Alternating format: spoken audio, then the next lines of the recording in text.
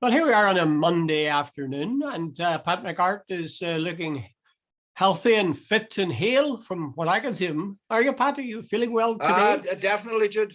It's a fine day here. But aren't we supposed to be getting some sort of heat wave at the weekend? But of course, Donegal, as usual, probably miss it. Please, I was out for a walk and there's still that damned wind. There's a wind that goes still. It's not bad, but it takes the whole sort of heat out of the air, really. Yeah. Well, anyway, there was supposed to be some sort of. They're supposed to be getting 26 degrees somewhere, but I doubt if Donegal will get that anyway. Oh, but go ahead, Jude. I could only dream of 26 degrees. When we get to 18, I'm saying, oh, wow, this is great. Exactly. Anyway, I think I should have been born in the Mediterranean. Right, to business. The Ballymurphy massacre was one of the things you noticed, Pat. And I think you're feeling, although the court case has taken place, or at least compensation's been involved, you're not really that happy with it. No, Jude, someone strikes me, okay, it was a win for the people today, but it's no victory. There were 10 people shot dead. One of them was Joan Connolly. She was 44, a mother of 8, had her head blown off. Father Hugh Mullen, as far as I remember, I'm only off the top of my head because I remember the names. A priest went out to give the last rites to somebody who had been shot, and he was shot. Dude, where's the victory today? And it took 50 years. And what the British government are at, and when the legacy issues, when they're trying to get the courts. I was listening to I think it's John Taggart. I think that's his name, Teggert today. Yeah. And he told the story that when his mother went into court, the judge made some sort of remark that the fact that his father hadn't been working for several weeks before getting shot dead, that she'd be financially better off because she'd have won mouth less to feed. And I didn't realize that. And there's a girl, I wrote her name down, Jeanette Donnelly. Yes. She said her mother was offered a measly 350 quid by the judge in the court, or the authorities. I don't suppose the judge offered it, by the way. But anyway, she said the bottom line was that there had been a case prior to her father's come up about apparently a greyhound had got loose or something and been destroyed, and the people who owned the greyhound were offered 750. So her father his life was worth less. And she says the insult and the sort of the pain and all the rest. Jude, Ballymurphy happened on, I think it was the August 9th, 1971. And because, the difference between it and Bloody Sunday was there were no cameras there, but and the paras were involved, and they shot all around them, and they got away with it. And it was, of course, the people who were killed were described as gunmen and bombers. But the difference between that and Bloody Sunday was, in Bloody Sunday, the world's media were there. And now the British forces attempted the same smear as they did in Ballymurphy. It just didn't work in Derry, though it took 50 years to get that cleared almost as well. But Jude, I think it tells us all we need to know about the absolute disgusting behaviour of the British media, British state, and the way they treat people, and then they smear them, and then they drag it out, and they keep. Now, what possible good benefit to anybody at the stage is some money for the trauma they've suffered for 50 years? Well, I'm just thinking here. The nationalist party of the day would have been the SDLP. Like Sinn Féin would have been really nowhere then. I don't know if they were even. They weren't running for any office. No. If we're talking about 1971. So would the SDLP have been raising this issue or sort of championing these people? Well, Jude, I think human people and what do you call Seamus Mallon and those guys. But Jude, no, I think back then, the attitude of the British state was absolutely arrogant. The hubris of the British state. These are little peasants. And they've been used slapping down across the colonies in Cyprus and some of the African colonies. Jude, there was a British colonel one time I went for dinner with him and made it when I was out of the area. He says, Pat, when we used to go into the village, we used to shoot dead the chief, and that solved the problem. That was their attitude. I don't know. They say that somebody from the Ballymurphy family said that they still haven't got an apology. And I was just thinking, they've got some compensation, although we're not told, it has to be kept secret, but the guy is pretty hefty. Yeah. But they've not got an apology. the Bloody Sunday people have got an apology from the Prime Minister of the day, English Prime Minister. Yeah. Have they got compensation? I think they got. I think they did, Jude. I'm not 100%. I wouldn't put my life on that. I think they were offered. They got some sort of compensation. Though, in fairness, I think some families rejected it. They didn't accept it. On the grounds that they were going to take a case, or no, on the grounds I think they thought it was blood money. Blimey. I must say, I'm open to correction on that, Jude. I know the offer was made, but whether it was accepted, I remember at the time now, Jude, I am definitely open to correction. This that some people said no, we're not taking it, and that's for definite. That's very interesting. What would you do in those circumstances, Pat? Would you feel? Someone. I think I can understand the families in Ballymurphy. They just want to mark it down as a victory. They're not going to. I think they're unlike the Bloody Sunday thing is because they don't have the cameras, they don't have the world's media. They don't. I think basically they regard the fact that the British state has had to pay out compensation, that the costs are rewarded against them. I think that's a victory for them. And as they say themselves, it was never about the money. But I would certainly take it. On their shoes, I certainly would, on the basis that at least it might help maybe some of their families get educated or so, and the price, the trauma, that the hard life. One guy said his mother, after his father, I think it's John Taggart again, said that his mother had to take 2 jobs, and I think there was a lady on talk back today. She says her mother scrimped and saved for the next 30 years to raise the family. I think there were 7 of them. And she says no one ever takes that into account, and she says that doesn't factor in when it comes to compensation and the trauma and the sort of obviously, Jude, like there's nothing. They couldn't do anything that would make up for the loss of a loved one. Not at all. The question is how do they offer money, and is it fair enough to take that money? I would be like you. I think I'd take it, providing it was substantial. I mean, in a way, you don't want to give anybody the excuse for saying, oh yes, this makes up for the killing you did. Yeah. My father's life was worth $1 million or 500. Well, I think the woman was right. They said they offered 300. That was derisory. Oh, now, if they offer you 100,000, you would say at least, wait a minute, that is at least an acknowledgement of the pain, of nothing else. I mentioned the thing about the SDLP because I would say a lot of people at that time, I'm talking about the middle class, Catholic middle class, would not have seen it as clear cut as we're seeing it now. They would have said, probably those not. ones were probably up to something, and they'd get rough treatment from the British Army, and maybe some of them be innocent, but there's no smoke without fire. I think that was certainly the view of the authorities. And Colonel Mike Jackson, I heard, he was the one who came on there and says they're gunmen, bombers, all this sort of bollocks, Jude. But Jude, there was a propaganda war on then, and the Brits were running it hands down. They had all these guys. There's a difference. We have the little Irish. For years, we had cap doffers and these guys, yes sir, and and so on. And when these guys come on with their Oxbridge accidents and their Sandhursts and all the rest of it, my men came on with all this sort of bollocks. And I'm serious. I saw my mother and people. We were brought up to believe the Catholic Church, the politicians, the army, and all these people, and and so on. And as you said, a lot of people said, there was no smoke without fire. But Jude, it's been proven beyond doubt. One of the guys said today, and the way back in the 1970s, the way the judges and the establishment treated them was like, use our peasants. And today, he says that's changed today. He says we're on an equal par with the state now. He says we can go into court and win. I wonder if that's absolutely true, Pat. I'll tell you something. When I did my day job in Jordanstown, there was quite a number of English staff.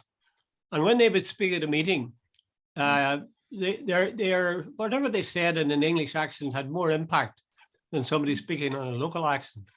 I would say today still, if you hear somebody making a case in an English accent, it tends to be rather more authoritative.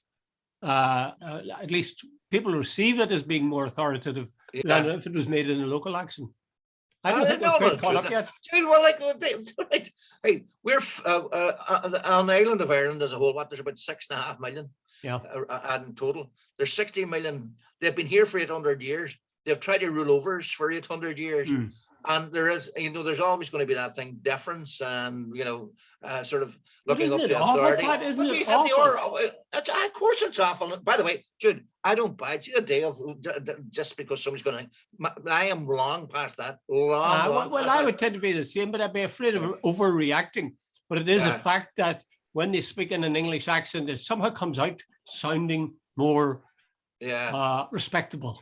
Jude, see, when I watch people like Rees Moggs, I always come to this conclusion: lions led by donkeys, and you guess who the donkeys are? Yeah, well, it's a terrible, terrible story, and it's one that's repeated again. See, we tend to single out Bloody Sunday and Ballymurphy because there was so many people killed at the same time. But every time somebody is killed, that for them is a total tragedy, and for their family and for their friends. It doesn't matter that there's only one or two, Absolutely. So if you go back to that book, Lethal Allies, all those dozens of people, and they're because there weren't big enough numbers of them happening at a certain time together, their voices are lost. You look at the Reevy family, look at the Quinn family, 3 wee boys, and there were so many individual tragedies, somebody walking along a street, and so on, and just left it in the car because he was maybe wearing a Celtic jersey or something. I remember one that struck me at the young fella whose body was found with animal carcasses and on top of him. It had a terrible effect on me because he was the same age as my eldest at that time. Yeah. Do you remember? I'm going to say something about the Garvahe Road there, and the extent to which. Remember, there was 3 wee boys up in the Quinn family. Was that some baby you're talking about? That's the one I'm referring to. The UVF threw a petrol bomb. God save us and bless us. Was that ever? I mean, whatever happened there? What was the final resolution of that? Sure, I don't think anybody. Now here I'm open to. There's so many events. Yeah, I don't honestly recall if anybody was ever charged or anything about that. I'm not certain. Ah, dear. Sometimes you would despair. You can see why a lot of people just give up. But a fair play to people like the Fanukans who refuse to give up and keep on fighting. They must have enormous emotional staying power. I don't think I could do it myself. No, eventually, I think you just will get worn down, and right. you must get eventually, Jude, as well. You're somewhere in your head saying, "I have kept this going. That is actually bad for my mental health. It's actually stress and trauma." It must be terrible. It must be terrible. But the Fanukans are very strong, and besides, I suppose a lot of them are in the law, so that helps. And it does exactly. It helps. Yeah. Okay, let's move on to another topic, which is more current. It's happening right here and right now, and that is the protocol, which as we speak, I gather in the House of Commons, they're going to have a first reading. No, are they going to have a first reading? I don't think they're going to. No, they just introduced. I think they introduced it today. Second, 30 seconds or something. It's then on the record. Aye, but you can then see on what the legislation online is, what the legislation is planning to be, and I gather that the British are saying that they are. The protocol is introducing unnecessary barriers east-west, and they plan to override that and solve that, because if they don't do that, that will put the Good Friday Agreement at risk, which is very reasonable, wouldn't you think, Pat? What a load of bollocks that is, Jude. I know something. The dishonesty here, and how they can turn around and say, what is their? I can't remember the name. Sulla Braverman or something is the Braverman, the Attorney General. She says it's not breaking international law. Well, right, Jude, here, even on my non-layman's knowledge of the law, if I and you go and sign an international agreement, 2 countries are between the UK and EU, and I suddenly decide I've signed this, but I'm not playing ball anymore. Surely that is at very least a breach of the international law, because if there is such a thing as international law, and you sign a treaty and then you break it, but then there's all sorts of subsections of that they're also involved in. I wasn't there. Article 16 said that one or other party could take. If they had reasonable, but they haven't produced. When you don't negotiate, Michael Martin was on today, and he said, the narrative that the Brits are trying to put out, right, left, and centre, is the EU has not been flexible, etc., etc., etc. He said that before the what do you call it, elections, the assembly elections, the EU sent considerable stuff to Westminster and others, and he says they didn't engage, and now they're going ahead unilaterally and all this. Jude, let's get this clear. 54 out of the 90 seats in the assembly are filled by people who are willing to work the protocol. So there's democracy being denied for a start. It looks like Bojo is basically trying to keep on board the ERG and the DUP for his own political reasons. I don't buy for seconds that he is still. This is all. He is on the verge of getting kicked out. And the one group he needs to keep on board, because he won an election on this whole thing about Brexit. And this is his trump card, because he got 148 people who voted against him the last time. And I think this is really where it's at, that he's looking. The game is not about the EU. It's about it's London talking to London. Well, is it Johnson? You're saying essentially Johnson is using this as a foreign affairs distraction from the mess of things at home.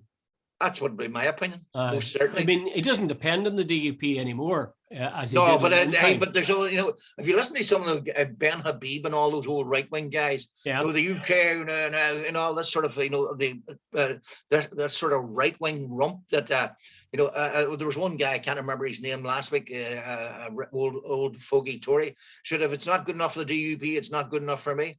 There's that old sort of, they belong to the old empire and gin and tonics as the sun sets on the empire type thing. So, sort of Raffles Hotel in Singapore or somewhere. Well, there's one key thing, and that is, will the DUP stay? Because they've said that it won't be enough to have this tabled. It won't even be enough, as I understand it, for the legislation to be passed. They say, at present, as I understand this legislation, it'll give power to ministers to, just ignore the protocol if they wish. As I understand it, the DUP says that's not good enough. You can't leave it to the individual minister. It's got to be the law that they simply automatically ignore the protocol. Am I right in that? That's what they're saying, Jude. Unless they can say they can see a path. Well, now what's on offer, as far as I know, falls short of that. But but unless they sort of, I heard Sammy Wilson, or read this morning, Sammy Wilson said we've sort of been given snippets of what's going to, and we haven't seen the whole package. We have to see the whole package when it's up. And now, apparently last week, Bojo said to Liz Truss after her meeting with the ERG to take out certain, that it looked like it had been written specifically for the DUP. So, Jude, there's a lot more at play here. And I was listening to Tony Connolly, who I think is by far the best person in regard to this whole thing. And he's saying for the EU. You're not saying that just because he's from Derry, are you? Not at all, but he's still he is. Even BBC get him on, because he is regarded as the expert on this whole thing. And he says the EU are taking this deadly serious. But he said they're not just taking out the wee bits, no mitigations. They're basically filleting the whole thing and rewriting the bits that the DUP and the ERG don't like. And for the EU, basically, they're sort of saying, well, if that's the way you're going down it, now apparently they will issue a holding statement this evening in the EU. Then they will have a look at the what has been proposed. And Connolly says by Wednesday they will issue, as my understanding, he says a much stronger statement with a possibility of warnings as regards to a trade war. Here's the thing: the Johnson and company make a big thing of the fact that the DUP, rightly, as they would say, aren't going into government until this is solved. But the DUP have said they not only will want to see the legislation mandatory for the minister, not the ministers at the minister's will, must be mandatory, and they want to see it working. They're terrified that they might be caught out again. They'd be promised something and not get it. But this bill, there's no way that this bill will be passed in toto before January, February, maybe. No. So if that's the case, Jude, that's the case of another election. Aye. Well, that has to be the case. But Bojo's trying to say today that this is no big deal. The way they big it up at the start and then they try to trivialize it later on. And this is what they're trying to. It's no big deal. Yeah, basically, Bojo's credibility is on the line. He signed up to a deal to get, as we've said this before, Jude, he signed up to a deal to say he got Brexit done. He won an 83-seat majority on the basis of that. And as Dominic Grieve was on RT, he said the whole thing is he signed up to it. And once he said if he's had so many reservations on it, he shouldn't have signed up to it. But he says he signed it up to it to get himself a deal so that he could win an election. And he says the implications for Britain's reputation worldwide, he says you should not sign up to a deal and then renege on it. Oh, absolutely. He says the implication. Jude, here's the other. Here, I'll run it by you the other way.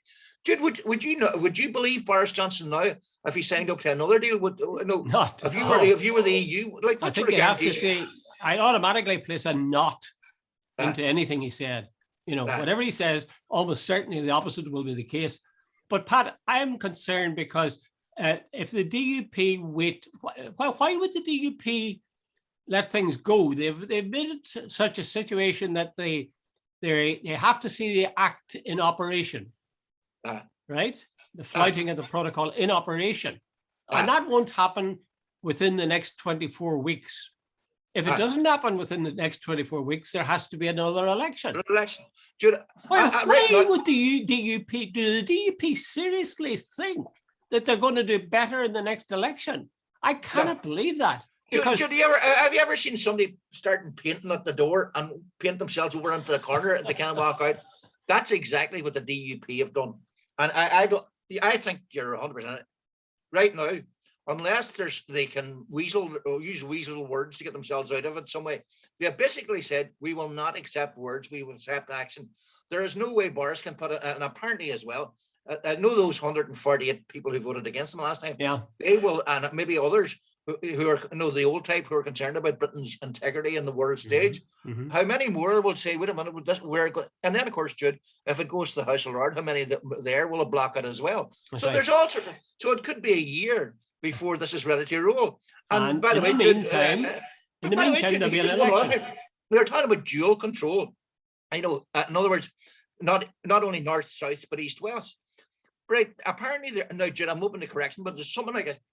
There are certain things used in the north in regard to sort of milk and all the rest that are unacceptable, or are planned to be used in the north that are unacceptable to the EU. So apparently one thing is they're concerned about it. It's a carcinogen. I can never say that word. And they're concerned about it.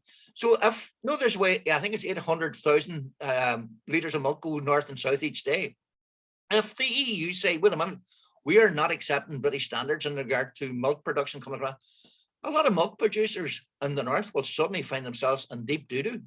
So Jude, what the British government is proposing might cause a lot of problems in reverse. So Jude, it's not open season for everybody. I think this resolves all problems for all the people in Northern Ireland. What Westminster is proposing. Yeah, I'm wondering. Presumably, the DUP is trying to show its muscle. It's pressuring the British government into making sure that they handle this protocol and remove this question of them being semi-detached from the rest of the EU, of the UK. Yeah. But at the same time, if they do that, they're going to run into another election in 24 weeks' time or less, even now.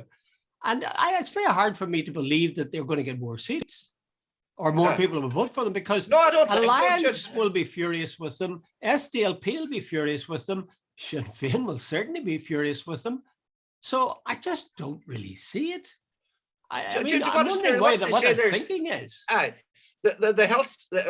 Northern Ireland has now got the worst waiting lists in either Britain or the island of Ireland. There's 300 million available to help people during this fuel crisis that's sitting unspent. There's all sorts of problems in regard to education and various other social welfare plans that are being held up. Jude, and the only people holding this up are the DUP. So by the way, Jude, just want to go off. You said someone had just brought somebody to mind.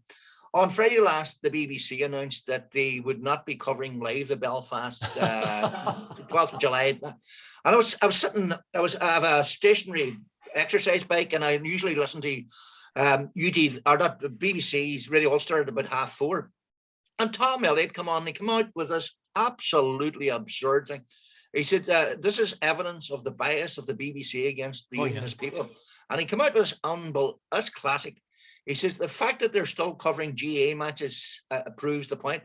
So in other words, rugby, soccer, hockey, they're sport. But when the BBC covers Gaelic games, Down versus Armagh or Derry versus Tyrone, that's culture. Yeah. It's not sport, it's culture. Yeah. Well, that's a sort of a sad situation. You see, I think it's all to do with the way things have changed. In the early days, I was looking at an old blog I did some time back, and there was a time, people in the BBC would tell you, there was a time when the Director General or the guy in charge in the BBC in Belfast would sit with the top dog of the Orange Order, and they would sit and have their lunch and watch the bands as they made their way towards Royal Avenue or whatever. So there was a very close relationship between the Orange Order and the BBC. That has been loosened and faded so that anything now seems like a threat to them. You know, if they're going to get covered, the BBC says quite rightly, you know, online, the thing will be covered, you know, permanently. They'll have a package that evening, presumably in prime time, where they'll be looking at the various events in different parts of the province. But it's the old story. It's by looking back, Britain has the same difficulty, actually. They keep on in their heads making comparisons between the way things were and the way things are. And I think that's at the root of the problem with the likes of Tom Elliott. They really wish we could get back to the old days. I thought, how do you negotiate with people? It was so absurd that, you know, there's no Irish dancers going on before the match. There's no sort of singing rebel songs or poetry recitals at halftime, and there's no whatever. It's BBC go to a match. They Down versus Armagh. They have analysis at halftime, and after the match, they say who wins, and it's covered exactly the same as a Northern Ireland match or a rugby match. So to try and claim that they covering the games of the native Irish as culture, but covering Northern Ireland match where they play the national anthem and where all the Union Jacks, that's not culture. That's sport. I find that an unbelievable statement for anybody to come out with in 2022. I guess we were more complicated than that though too, Pat. I was watching the Kildare versus, who were they playing the other day? Kildare versus Mayo. But the Kildare goalie was a black guy or a brown guy. I saw that, Now, we're finding more and more of these guys fighting their way into the Irish soccer team or into Gaelic games. Arby Femi, the guy scored a brilliant goal. And I mean, I rejoice at that. That's great. Yeah, absolutely. But about 15 years ago, there was a Protestant guy playing for, I think it was Armagh, maybe. No, Down. Down was it? Peter. But have there been any others since then? No. I don't know whether to say that they're staying away from it because Aaron Nevane has played at the beginning and the Irish flag is flown, or whether it is that there is an element in the GAA, I think, that are a little bit anti bringing them ones in. That it was somebody to dilute the purity of the GAA. That was true in the past. But Jude, hey, there's right. Let me take where I live here. There's a GAA club and it's absolutely fantastic. You know, whether you're Protestant, Catholic, green, orange, black, white, yellow, it doesn't matter. It's a community organization. Now, I know there could be an ethos and certain, but Jude, I think that's fallen away big time in recent years. The fact that Croke Park finally got their finger out and allowed the Irish national rugby team to play at Croke Park, I remember a couple of years back. Jude, I think it's all, and Jude, there's the number of black guys and people of that's right. But Pat, I still would say I don't hear people talking. Maybe there's any number of Protestants or Unionists playing in the north for Gaelic teams, but I don't think there is. Otherwise, we hear about them. But Jack Boothman, who was the president. He was a Protestant from Mayo there, or Wicklow. He was quite recently. There's a guy, the main guy in hurling, the top ambassador, as a former Syrian refugee. No, Jude, they have moved on. It was not the 1950s we're chatting about. You could know what was it, the ban or Rule 22. Yeah. Jude, I used to meet the wee Irish bigots. The guys who, if you played soccer, you weren't a real Irishman. We all met them, but I think that day's long gone. It is, but I still think, Pat, that given for whatever reason, there's a sizable. I mean, half the population here in the north is Protestant/Unionists, and there is very, very few, to the best of my knowledge, there's very, very few, in fact, so they're invisible, joining the GAA, which is, as you say, a very powerful, thriving, attractive kind of an organization to join. So there must be some reason for it. Yeah, Jude, but there's probably about 3 angles you could come at. I don't think it'd been very smart in the past if you were a Protestant during the Troubles to be joining the GAA. Just simply wouldn't have happened. Secondly, Jude, look how many people, like, remember, was it Sean Brown, the guy about Dungiven or Limavady? Quite a few GAA guys were murdered over the years. Yes. And in fact, you were targeted if you were a GAA. Yeah. So there's all, and so what's that? The GAA has been portrayed by various unionist politicians as the mirror image of the Orange Order. No, it's not. It is certainly not. No, I agree completely with you, Pat. I'm just wondering, does the GAA sort of regret that? Is it working towards trying to get unionists or Protestants to join, or is it saying, look, if they want to join, they can join, but we're just getting on with it? Well, maybe they might need to be more proactive. There is possibly, Jude, I don't know. I'm not a member of the GAA, so there's no point in me. But maybe what you're saying is, look, it's there, and everybody's welcome to join. Would be good. I think it'd be a good thing. I know it's very difficult because I remember talking to somebody, a unionist, and saying, if they stop singing Ireland in Vain and flying the flag, would that make a difference? He says, well, it'd be a start, So maybe there's a reluctance in the part of the unionists, Protestants, that there's maybe you just can't change, perhaps. At least it's going to take an awful long time. Hey, one of my friends, just to finish this, years ago, he was from Gweedore, and he was red-haired, he spoke Irish, and he was Protestant, and he was chairman of the GAA club, as far as I remember. Is in Donegal. Yeah. Aye. But again, you see, dare I be really sort of, I don't mean to be sectarian, but it is a fact that Protestants in the South is a totally different matter from Protestants in the North. Protestants in the South doesn't mean that they're voting unionist, because there isn't any unionist party. Yeah. Whereas Protestants in the North almost certainly means they're voting unionist party, or maybe Alliance now. Anyway, okay, let's push on for one last one. Rwanda. Prince Charles objects to this sending of people to Rwanda, and it's starting tomorrow, apparently. The Glasgow Bishop has objected, top churchmen. They say it's wrong, simply wrong. Will you agree with that? Absolutely. Keep it short, Pat. Keep it short. 2 minutes left. No, the actress Emma Thompson, I saw her on Sky last week, and she said it was eye-wateringly, what was she says, bizarre and callous that the Britain, she says, it reflected unbelievable. Jude, they're sending them to Rwanda. Yeah. No, by the way, they're sending these people to Rwanda. They're not sending anybody coming from Ukraine to Rwanda, but are these people coming from Syrians and whatever, and so on. So there's a wee smack of racism in there. But Justin Welby, the Archbishop of Westminster, he said it constitutes an offence to God's nature or something. The Catholic Archbishop said it was whatever. Jude, but why? Because I see the Arsenal team with little armbands saying, visit Rwanda.